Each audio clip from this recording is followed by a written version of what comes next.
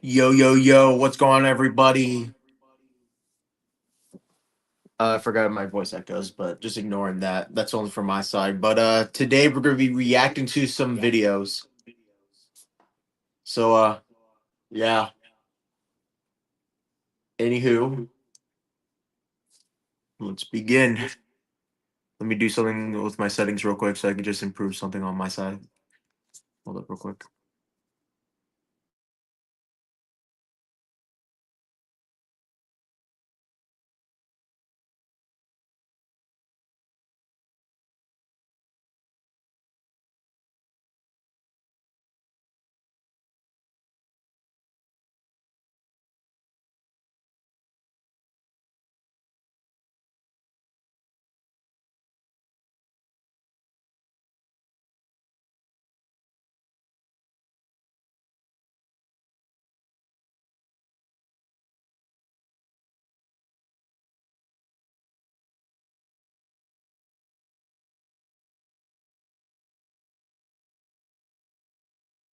Everybody, sorry, I was trying to do something. Um, don't mind my search history, okay?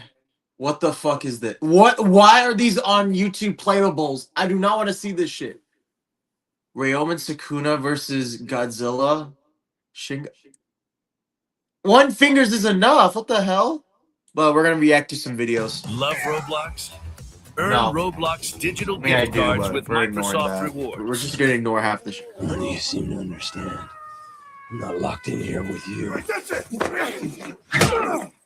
You're locked. This thing and recode the film as a horror picture. And honestly, I can't blame them. The Cat in the Hat in this film is scarier than any still life or entity from the back rooms. Like, just look at him. But anyways, I decided just to mesh the two IP. I know a meme about that. This video in context. It's Cat that to me. In order to see if the Michael Myers version of the cat would be able to survive the various entities and still lives that inhabit the space of the back rooms, as we will analyze his physical capabilities as well as his magical arsenal to see if he has anything useful in his kit that would really just help him in the back rooms. I also want to note that I'm only going to talk about the Kane Parsons interpretation of the lore. Obviously, there's different iterations of the back rooms, but seeing as how I talked about the movie dropping on digital, let's just talk about Kane Parsons' interpretation and the lore that he brought to the table. So yeah, Cat in the Hat and back rooms. We really be skilling anything here on the channel. But yeah, if that sounds interesting to you, then be sure to stick around. But first, be sure to subscribe to the channel. We're on the road to 150,000 subscribers by end of year. And I think it's a goal that we can actually hit at this point. And if you're not new here, once again, thank you for Blart in the back rooms. Right? Blart! Bro, all they gotta do is just chase him until his sugar levels go up, and it's night-night Blart. So if this video gets 10,000 hypes, then I'll literally just make that video. But yeah, with that being said, our like goal for this week is around 450 likes in the first day. But with all the shameless versions of the back rooms that I'm going to be talking about is the version of the space seen in the Kane Parsons continuity, which includes his numerous viral shorts, as well as most recently his $300 million motion picture. Congrats, by the way, Kane. Your W is a W for all YouTubers and independent creators in general. But anyways, his version of the back rooms is a lot different than a version of the space from Roblox, for example. As while most contemporary versions of the space depict multiple infinite-sized levels, as well as just a whole bunch of entities and stuff, the version of the space from the film is just one enclosed structure. We don't know if it's infinite. We'll dive into the semantics of that later, but it's just one space. But don't let— I think it was implied it's 100 million miles. Hold on, I need to put that into feet real quick.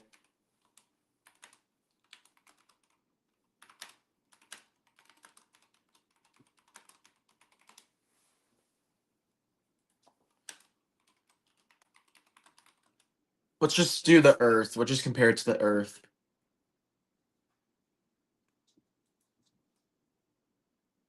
$400 times farther than the moon.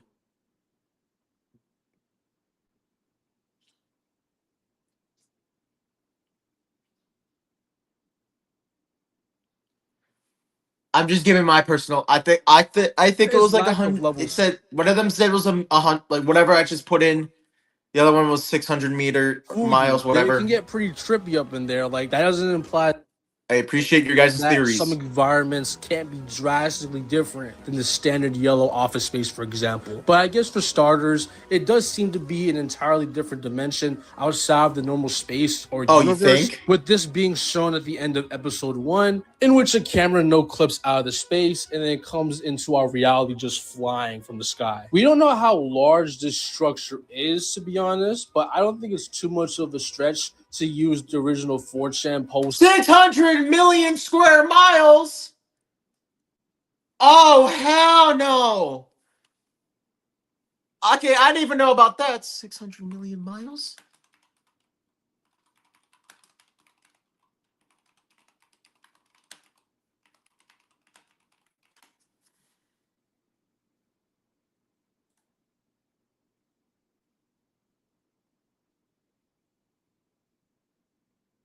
This bitch is 3.05 times the Earth's total surface. 600 million square miles. 3.05 times Earth's total surface area. Twice the size of Earth. Yeah, no wonder why no one's getting out. As a baseline, as it's pretty much the thing that inspired all versions. Yo, of what's that. good? In this original post, it states that the space is around 600 million square miles. Oh, hell no. Times the total surface area of the planet Earth. So I think that claiming the area was at least the size of a planet, at least in this specific continuity, isn't a crazy stretch. But at the very least, this That's a large zone planet. does seem to be some type of weak spot in time, as multiple things from multiple points in time just intersect here. Like this is most prominently shown during the first episode, in which our protagonist no clips into the back rooms in 1990, but after getting killed, his camera no clips back into reality in the year 1996, despite only being in the back rooms for a couple of hours at most. You, just you, Oh my building God. your app on Base 44. But stay on that subject of entities, this place does have a handful. I think of Jumbotron will escape the back rooms. No, the fuck I'm not. That's my stamina disadvantage is the worst thing ever. Sure, I can maybe fight off one of the creatures, but my stamina's gonna fuck me in the ass. I'm more of the type. Okay, imagine yourself. Okay, imagine gorilla, right? You know how like they're built for strength or speed, but like they have shit stamina. Same thing with me.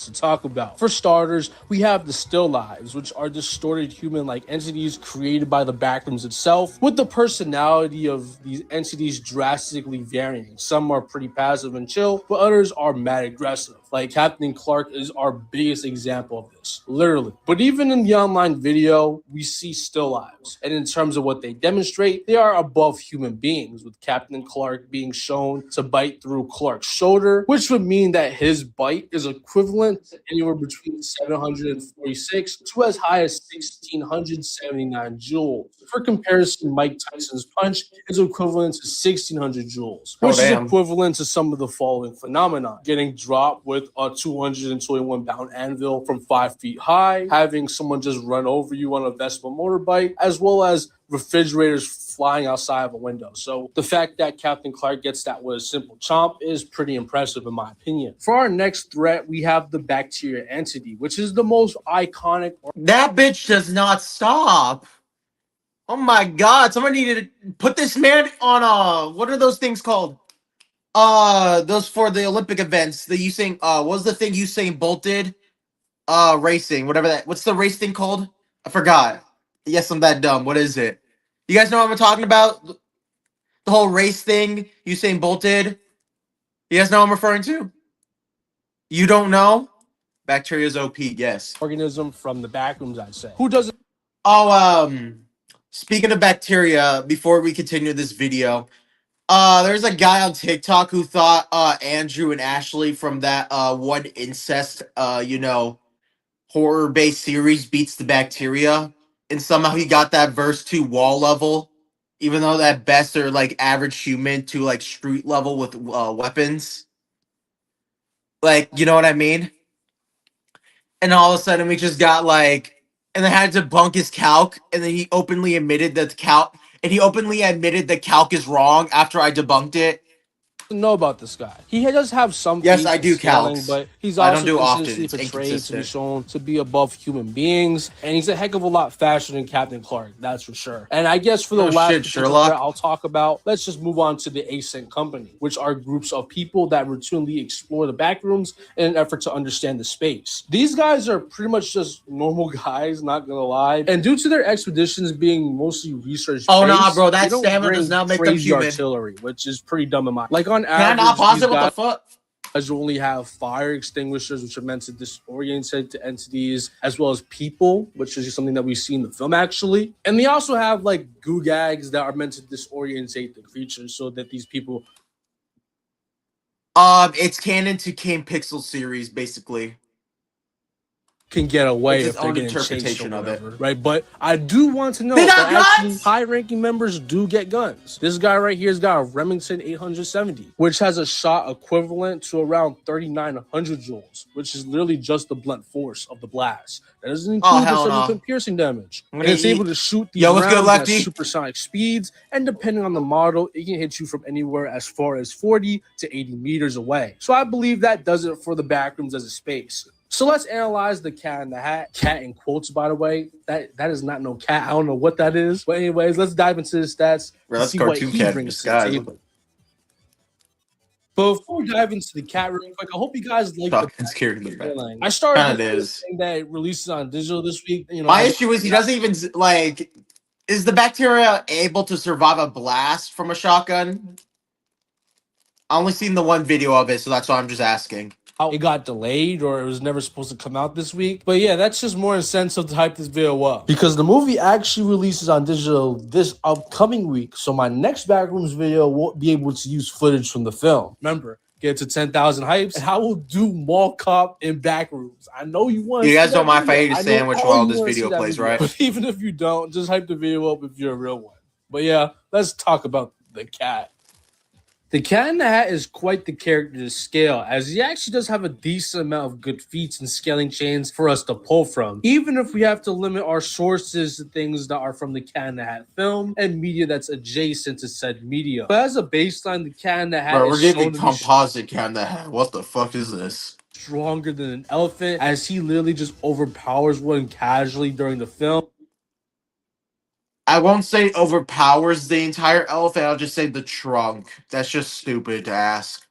Just beating it up. Elephants are pretty much the strongest modern day land mammal, and they're capable of tons of feats. For example, there was an instance of 2 elephants being able to destroy a concrete wall, which is obviously a wall level feat. There have also been instances in which elephants were able to destroy small houses, which comes out to around wall level due to the manner in which these feats are often performed. And this is overall really consistent because, as it turns out, in India, these animals are actually used as like pseudo demolition. Yeah, the practice is illegal, but it still happens. So these animals are easily capable of tearing down walls and small.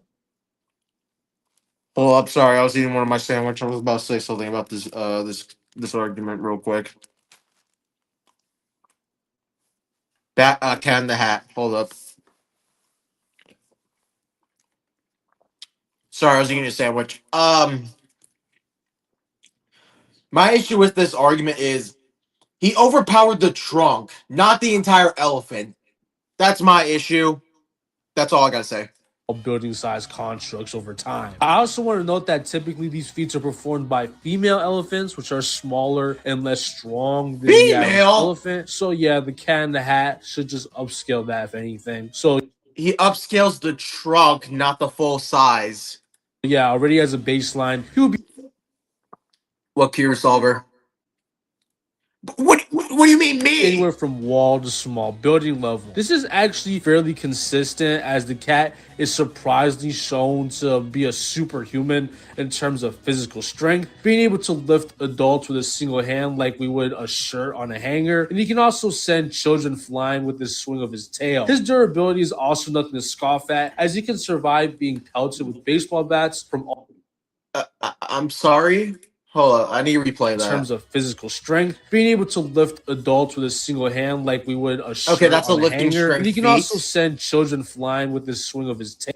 That is nowhere close to a wall level feat. His durability is also nothing to scoff at, as he can survive being pelted with baseball bats from all Plastic baseball bats. I want to add. I want to add that. sides. And when I say all sides, I mean literally all sides. He's These are plastic bats. also shown to be fine after being sent flying from a bull, and he can survive car. Okay, no. Okay, I'm just gonna be fucking honest with you. A human can survive that. I know this because I went to one of those radio shows. Rodeo, my fault. Crashes, and if that wasn't The fuck? I don't think he's damn it. What the enough fuck? in the video game, he's shown to be able to destroy huge wooden crates very violently, to the point where I don't think that it would be a stretch to say that this is easily a wall to small building level feat. Just a hunch to be Pardon me. honest. I don't have any calcs at the moment, but if any of you guys want to This is not. I'll just tell you right now. Maybe it's a wall level feat if there's something inside. correct me and do the calculations yourself, this is you just should you wood can after do that all. and let me know where it Also, this is actually coming from his hat. falls in the comments. I mean, I'm down sorry, the umbrella. Oh my god, I'm retarded. below. But anyways, moving on to his high-end feats, and yes, they do also come from the video game, as it stems from the magic that the cat finds himself scaling to. Because the plot of the video game actually involves Quinn, the babysitter character from the film, just stealing the magical powers that are derived from his box, in which he uses to just create Eggman-style robots that use the magic as a power source, and the Cat in the Hat is able to endure blows from such weaponry, as well as just come out on top when just fighting it. So yeah, the cat does scale to this magic in order to talk about how potent it is. As during the beginning section or intro of the game, it stated that if left unchecked, this magic would go on to threaten the world. A pretty broad statement, but I actually did my research and I was actually able to stumble upon the game manual, and it actually emphasizes how powerful this magic is. Because as it turns out, the various levels and worlds that the Cat in the Hat has to traverse are actually constructed and entirely created by this rogue just magic. Once again, Quinn is able to take said magic and use it to power his machinery, and the Cat in the Hat just blatantly upscales this stuff. So the Cat in the Hat can overpower machines that use magic that's powerful enough to create entire worlds. Pretty funny how the Cat in the Hat went from small building level to possibly planetary. Unless this game is canon. That's my only issue, is this game canon. But it doesn't seem too far off for the guy, as he does seem to have some type of inconsistent Toon Force reality warping going on. Multiple times throughout the film, he's shown to just be able to warp the surrounding area, as well as just pull out whatever he needs for any given situation. And yeah, he's a surprisingly hacksy character. We already mentioned his pseudo-reality warping, but he's able to just create clones of himself. Due to his reality warping, he can also just open up to like areas that shouldn't be logically connected to where he just opened. Like, for example, he just literally goes through a porta potty and then there's a whole rave going on. So yeah, overall, he just has limited reality warping. As for his speed, this seems to be the most grounded aspect of the character, as all I could find was an instance in which he was able to leave a blur upon running, which would require subsonic running speed. So yeah, with the Cat in the Hat covered for the most part, let's see how he would do in the environment that is the back. Okay, if the game's canon, then he's fucking the verse So in the can ass. Cat in the Hat thrive in this environment? And guys, let's be serious. Not only would he thrive, he'd probably just conquer the place within a week or two. I don't care what anyone says. This guy's like some type of Lovecraftian entity. For starters, nothing in the backrooms is even remotely a threat to him. When the god of the backrooms verse at the moment is literally a shotgun, that's how you know the verse we're talking about here is fodder. Like, the Cat in the Hat is just literally outright rustling elephants. I don't think that a shotgun is going to be able to take him down. So yeah, literally no entity is ever pressing the Cat in the Hat. That's true. Not Yeah, that then- bad, you just slam. Should we watch now? What the fuck is this? Black amputee. IBS. What is this? Beating Minecraft with every minority. What is this? This creature, and we are going to find out if Z can beat Minecraft. This is based off of a meme, and I do a lot of goofy. Oh my God. I'm not watching this, but I'm trying to keep this safe. Discover another. But one in the Dr. Wonderland is this. The probability of me understanding this is 0. You should AI that with Copilot. I turned myself into this. This is fucking wild. This is the most wild shit I've ever seen, but we're just gonna ignore that. Yeah, why is Hollywood never making an SCP movie? Yes, they're making one. Did you guys ever see TikTok? They're making it. VHS. They're making one. Is there any things you guys want me to watch? Is there any power scaling videos you guys want me to watch or no?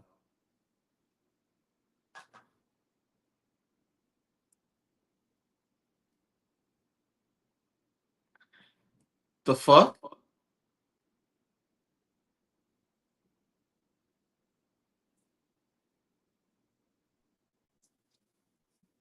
Music video suggested no.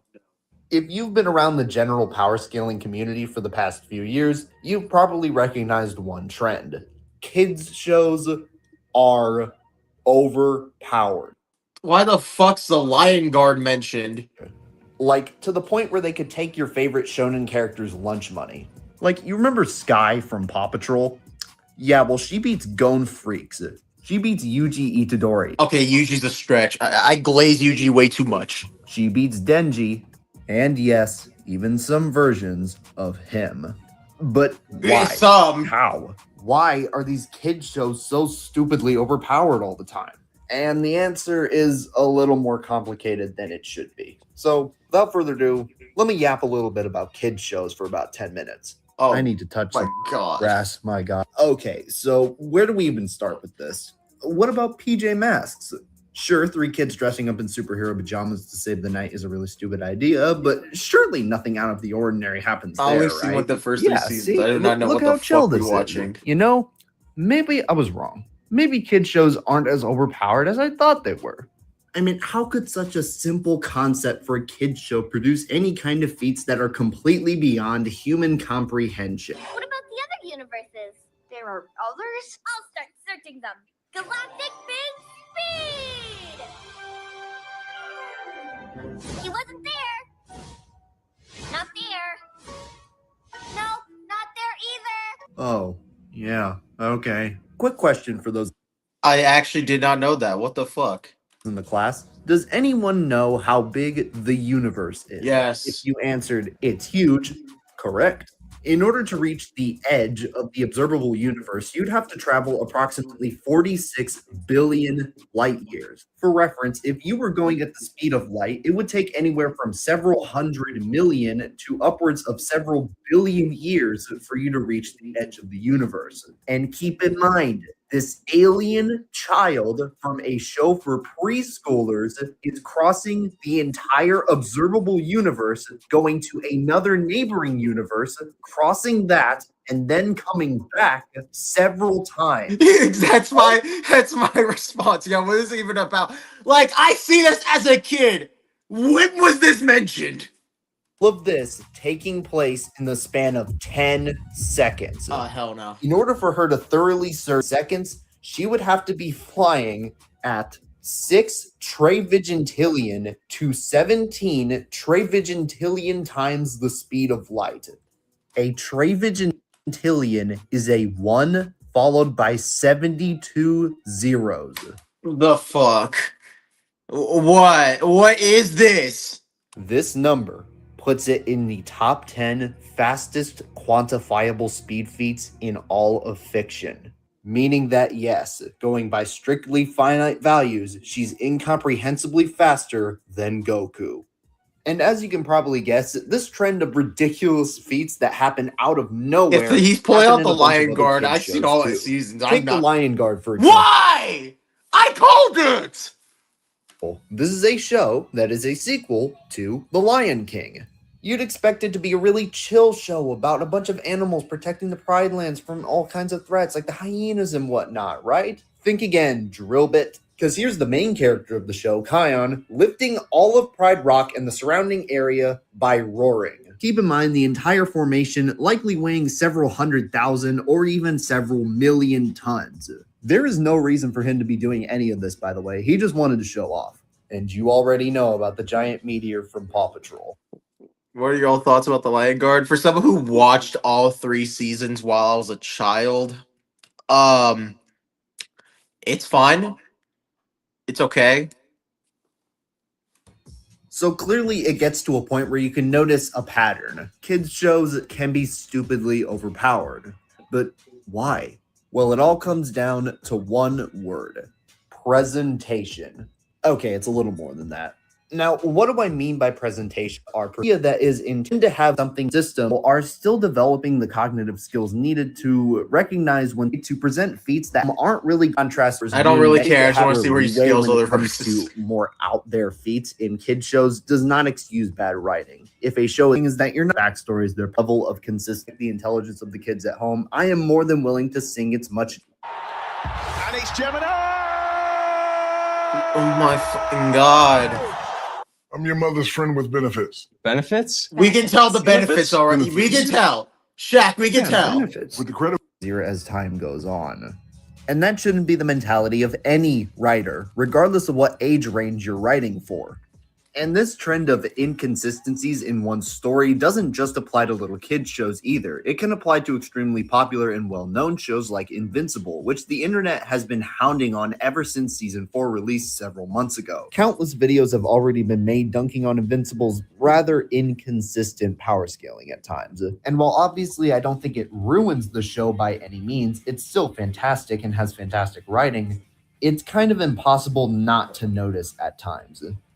Keep in mind, most of the time, audiences aren't stupid. They're simply impressionable and are going to notice moments that feel out of place when they feel out of place or inconsistent. And if you want to treat the audience's intelligence with respect, treat your characters with the same respect that you would with the audience.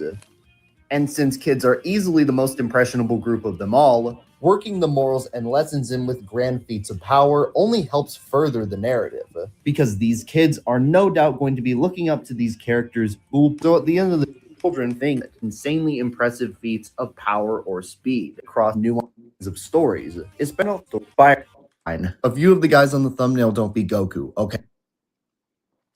That's honestly a fact, but we're just gonna go to what the fuck is this? I'm just going to avoid that. Yes, I'll still eat my sandwich.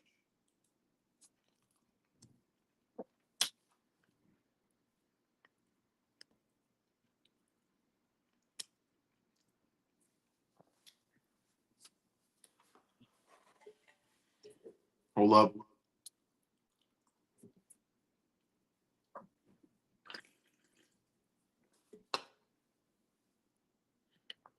I'm sorry, guys, I got thirsty. You know what? Who's ready to see some stuff? Well, let me change the title of this live stream, not gonna lie.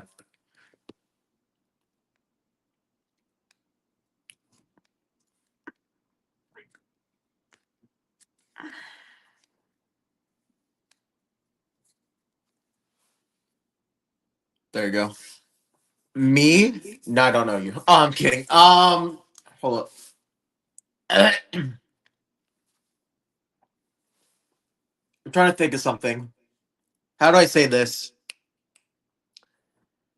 Has anyone here who can ever, like, whoever's here right now, I have to ask you guys this one question. For someone who's seen Helva Boss and agrees, and I personally agree their writing's a little bit questionable, what do you guys think about Helva Boss or Hazbin Hotel? Personally, I say the writing is bad, but it's somehow good enough to be like considerably understandable. You know what I mean? Like, what's you guys' thoughts about that?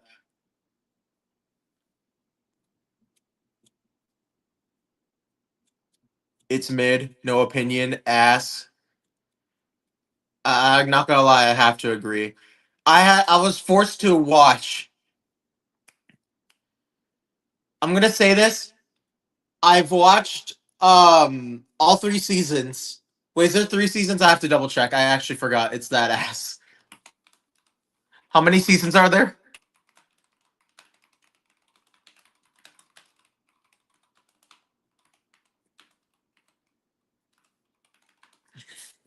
Three seasons. Okay, I was right. Wait, Hazbin Hotel. Never. I'm dumb. Okay, it's 2.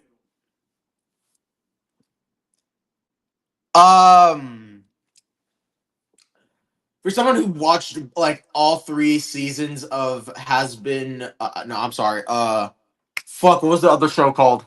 Helva Boss, and the 2 seasons of Hazbin Hotel.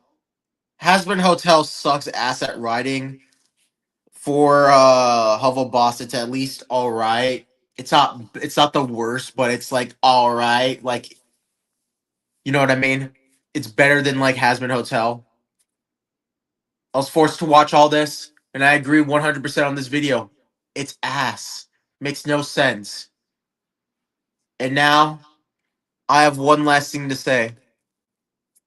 I met both, Kaiser. I met both.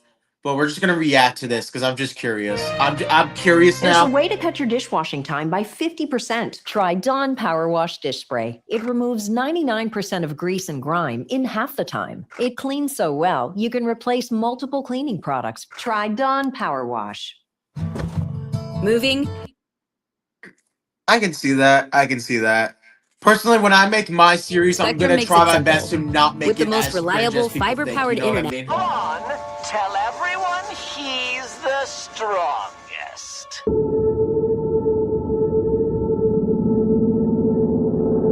Hello everyone, Purple Georgie here, and okay, you know I usually Listen. talk about anime on this channel, or at least Who? something close to an anime, but today I want to talk about something different, a character from an adult, edgy cartoon with biblical and meaningful references, who is also a crazy manipulator. Well, at least that's what they say. Yep, you all saw the title anyway. We're talking about Alistair the Radio Demon. Basically, yeah, today I want to talk about Vivian Yo, what's good, Citrana's Shadow? favorite character, who, by the way, according to her own words, she was developing for about 10 years. But before I start, I have to make a remark. You have 10 years of preparation and somehow your series is still ass? Oh, hell no. This got to be studied. Hazbin Hotel for me was always just a funny, engaging, but kind of stupid musical. And since it's primarily the musical, since they have like 2 to 3 songs every episode, I was ready to ignore all the plot holes as long as the show was delivering on its main purpose, being an engaging musical. And I would say Yeah, exactly. 10 fucking years! You had 10 years of prep time! And somehow your series makes somewhat sense. The most part, especially in season 1, the show was delivering on that. It was engaging and it was capturing you in certain scenes. But in season 2... Season 2 of Hazbin Hotel makes me wanna go to actual hell. Well, we got what we got, because instead of focusing on the themes of redemption, we started focusing on themes of manipulation and, of course, crazy master plans from certain characters. And today, I want to talk about the primer focus of all of that mess. Alistair, since he's from the start has been established as a manipulator... I feel like the only thing carrying this entire series... Hey, I have a hot take for everyone. And I don't say it as a hot take. This is actual factual take, okay? So I need you all to hear me out real quick. So, listen to me. The only reason why Hazbin Hotel is popular in the first place is because of the animation. Any contentions, or do you just go agree with me?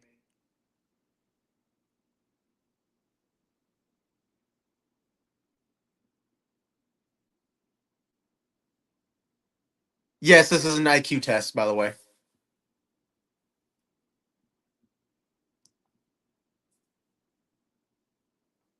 Okay, so Kurosawa agrees. No, not gonna lie, you have a point. I seen that movie.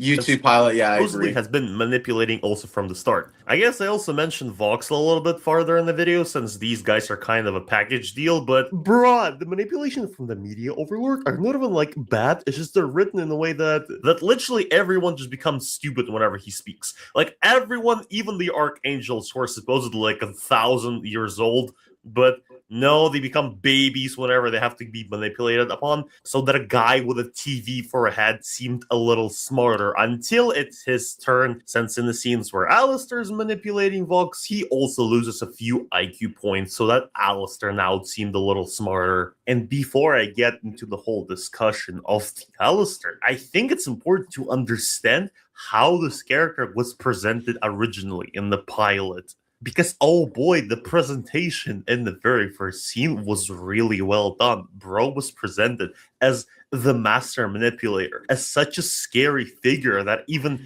Lucifer's daughter was afraid of just letting him into the building because she didn't know what to expect from him. Even simply speaking to Radio Demon was terrifying other demon creatures, since he was known to trick you at the very first conversation. Even if you just shake hands with him, it could have ended really terribly for you. On top of that, Alistair simply does not care about people around him. He several times established that he never considered any people around him as friends. He only keeps hanging around them because he wants to see them fail, get tortured, or killed. He's always acting like the strongest one in the room and always makes people terrified with his smile. That is how Alistair was originally established. But the thing is, after his establishment, Alistair seems more like all talk rather than actually doing anything. Like, bruh, it legitimately feels like Vivienne watched characters like Makima, for example, who also smiles all the time and has this evil presence, only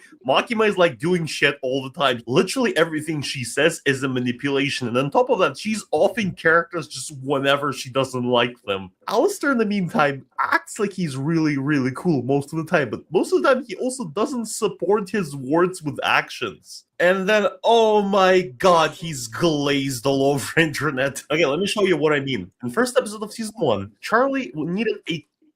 I know a friend of mine, and I'm just gonna say this right now. I'm gonna say this right now.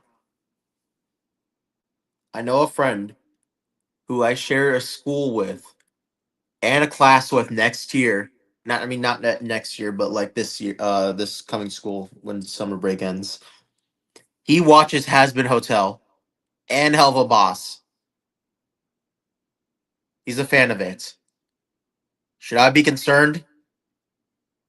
Drop your comments. Commercial for the hotel. So Veggie was trying to film it. Alistair, of course, wasn't trying to help because, well, that's his whole deal. And also he's the radio demon and he doesn't really like TV and cameras and everything attached to it. So he was just making fun of her.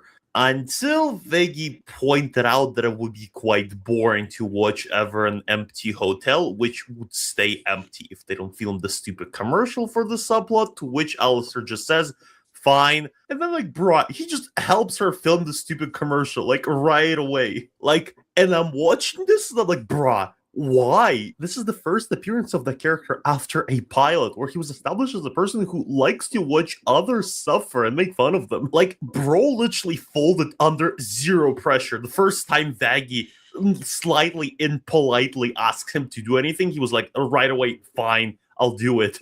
And that shit is really funny because show really tried to pretend like Alistair didn't just do exactly what Veggie said and actually had control over the situation or something. Like, yeah, he did say that they're gonna make a deal, he's gonna help Veggie, but instead she's not gonna ask him to ever engage with cameras ever again. But it's kind of stupid because it never actually go anywhere.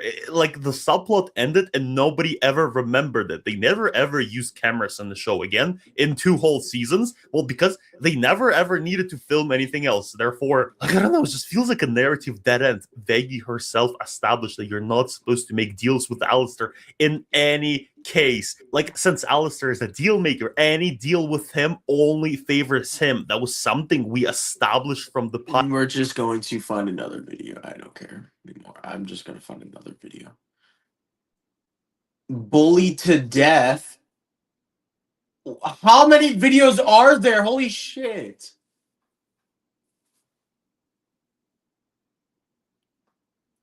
Got 1, 2, 3, 4, 5, 6, 7. We're not making the joke. Holy shit. I'm trying to think of what I should say. We're just watching. Husband Hotel Season 2. What do I even say to this? It's fucking Husband Hotel. It's shit. The story is shit. The world building is shit. The characters are shit. Most of the songs are shit. This entire show is designed for normal people to sit back. Hey, Mom.